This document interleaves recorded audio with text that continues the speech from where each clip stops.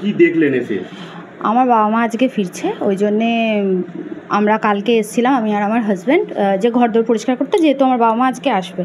তো ওই কালকে এসে দেখলাম যে নিচের প্রথম দুটো গেট বন্ধ, আমরা তালা খুলে ঢুকেছি। তারপর থেকে সব তালা ভাঙা, যেগুলো তালা ভাঙতে পারেনি এই যে পুরো উবড়ে দিয়েছে, আবার সাজিয়ে গুজিয়ে রেখেও গেছে এখানে। যাই হোক, এইভাবে দেখলাম, দেখে এসে দেখলাম এটা আমার দাদার ঘর, ওটা তছনছ। এখানে তো দেখতে পাওয়া যাচ্ছে, এখানে আমাদের ঘরের আলমারি, আমি ঘরে এখনও ঢুকতেও পারিনি, যেভাবে ছড়ানো ছেটানো। এখানে আমার বৌদির বিয়ের সমস্ত গয়না, আমার মায়ের সমস্ত গয়না, তাছাড়া আমার ছোটোবেলাকার অনেক গয়না ছিল, মানে সেরকম না হলেও কিছু ছিল, সেগুলো প্লাস সব নিয়ে গেছে।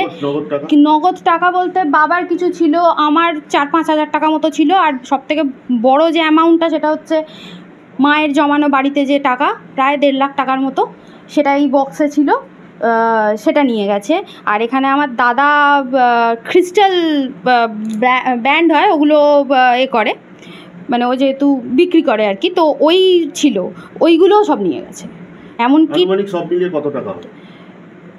আনুমানিক সব মিলিয়ে আমাদের হিসাব মতো সোনা দানাই ধরুন আপনার 5 থেকে 6 লাখ টাকা, আর বাকি টাকা পয়সা সমস্ত জিনিসপত্র নিয়ে আপনি 10-12 লাখ টাকার মতো খোয়া গেছে আমাদের। এই যে এত বড় একটা চুরি হয়েছে, আপনারা থানায় গিয়েছিলেন, অভিযোগ করেছিলেন? হ্যাঁ, আমরা থানায় গেছিলাম, অভিযোগ করেছি। কালকে সকালবেলা আমরা এইসব দেখে টেকে 12টা 12:30 নাগাদ গিয়ে থানায় অভিযোগ করেছি, আর পুলিশ এসছে সন্ধ্যে 7:30-8টায়। কোন থানা? চ্যাটার্জিহাট থানা। পুলিশ এসছে সন্ধ্যে 7:30-8টা। কোনো লিখিত অভিযোগ তখন না, সেভাবে তো কিছু করার কথা বলা হয়নি। আর আমাদের আজকে বললো যে আপনারা করতেও পারেন, নাও করতে পারেন, এরকম বললেন যে এফআইআর করতে পারেন, নাও করতে পারেন। রাজ্যের প্রশাসনিক হ্যাঁ, সেইটাই একটা আমার খুব বড় চিন্তা, যে আমাদের ছাদ থেকে নবান্ন দেখা যায়, এইরকম একটা ডিস্টেন্স, ওখানে অত পুলিশ থাকে, তা সত্ত্বেও এই ঘটনাটা ঘটলো। আমার কোনো মানে ঘটে যাওয়ার পর পুলিশের ভূমিকা কি দেখলেন? পুলিশের আপাতত সেরকমভাবে কিছু ভূমিকা দেখিনি। ওনারা কালকে একবার দেখে গেছেন, আজকে সকালে একবার এসে দেখে গেছেন, বলে গিয়ে মানে দেখেছে। সন্তুষ্ট আপনারা? না, সেভাবে তো এখনো কিছু পদক্ষেপ নিতে দেখছি না, তো সন্তুষ্ট হবো কি করে? এখানে আমি শ্বশুর বাড়িতে থাকি এখন, আমার দাদা থাকে চেন্নাইতে, ওখানে দাদা বৌদি ভাইপো। আমি চাইছি মা বাবা যেখানে থাকবে, আমি কি ভরসা রেখে যাবো? সিকিউরিটি কোথায়? সে নেই তো, সিকিউরিটি কোথায়? নেই তো, একদমই নেই। আপনার নাম? আমার নাম সঞ্চালী মুখার্জি। কি হয়েছে? নবান্ন থেকে একদম সামনে, ঢিলছড়া দূরত্ব বললেও কম বলা হবে। ঘটনাটা ঘটেছে আমার এটা শ্বশুর বাড়ি। আজকে শ্বশুরমশাইরা ফিরছেন, আমরা এখানে কালকে পরিষ্কার করতে এসে দেখি গোটা ঘর দোর তছনছ ভাঙচুর। আমরা সত্যিই সিকিউরিটির অভাব বোধ করছি। একদম নবান্ন থেকে ঢিলছড়া দূরত্বে এইরকম ঘটনা। সিসিটিভি ক্যামেরা সেইভাবে কোনো নেই, প্রশাসন থেকে কিছু করে রেখে যায়নি। আমরা কিচ্ছু বুঝতে পারছি না কখন কি ঘটেছে না ঘটেছে। এরকম ঘটনা আগে কখনো ঘটেনি, এই প্রথমবার দেখে আমরা সত্যিই হতবাক।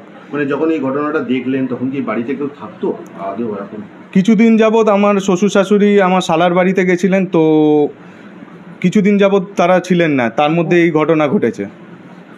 থানায় অভিযোগ করেছে? থানায় অভিযোগ করা হয়েছে, বাট থানা থেকে সেইভাবে কোনো অ্যাকশান আমরা দেখতে পাইনি।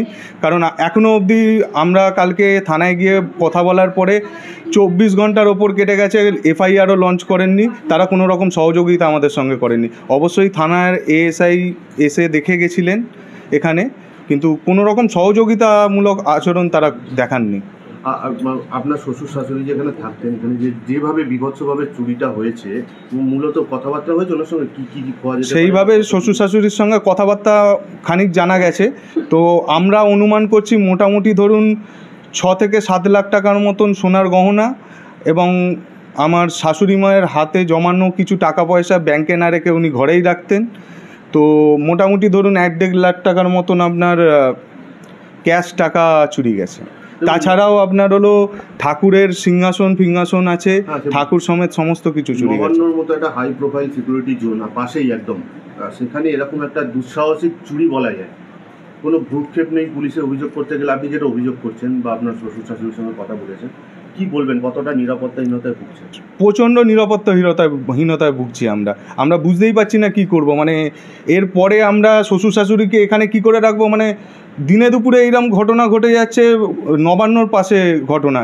তো শ্বশুর শাশুড়িকে এখানে কি করে রাখবো? বয়স্ক মানুষ দুজন থাকে, তারা এখানে কি করে থাকবে আমার নিজেই বুঝতে পারছি না কি করে থাকবে। পুলিশের সহযোগিতা পাননি? না, পুলিশের সেইভাবে সহযোগিতা পাননি।